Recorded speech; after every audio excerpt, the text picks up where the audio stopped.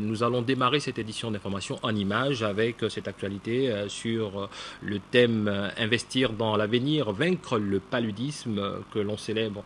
On a célébré la journée mondiale du paludisme ce 25 avril. Il faut retenir que les partenaires officiels du secteur santé ont lancé les manifestations à l'esplanade de la maison Georges Rawiri. Compte rendu Yvette Okossa, Justin Landemassoko. La piqûre du moustique de type Anophèle femelle ne manque pas de faire des ravages.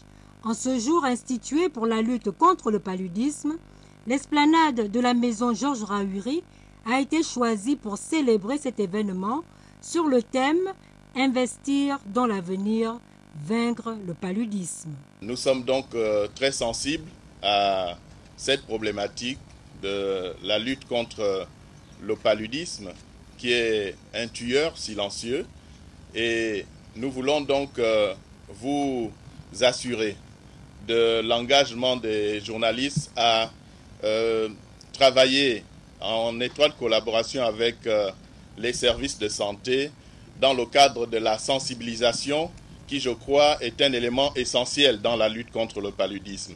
Pour plus de clarté dans cette problématique de santé publique, le ministre de la Santé, Fidèle Mengemengouan, représenté par son directeur général, revient sur les caractéristiques de cette endémie dans notre pays.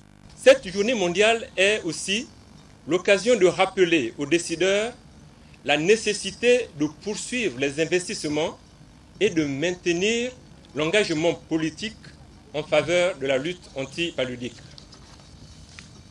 S'agissant du Gabon, d'après les statistiques disponibles, le paludisme demeure un problème majeur de santé publique de par sa mortalité et sa morbidité très élevée. Le paludisme constitue la première cause de consultation, d'hospitalisation, d'absentéisme en milieu scolaire et professionnel et de décès dans notre pays. Il a ainsi été retenu comme l'un des problèmes prioritaires dans le cadre de la politique nationale de la santé.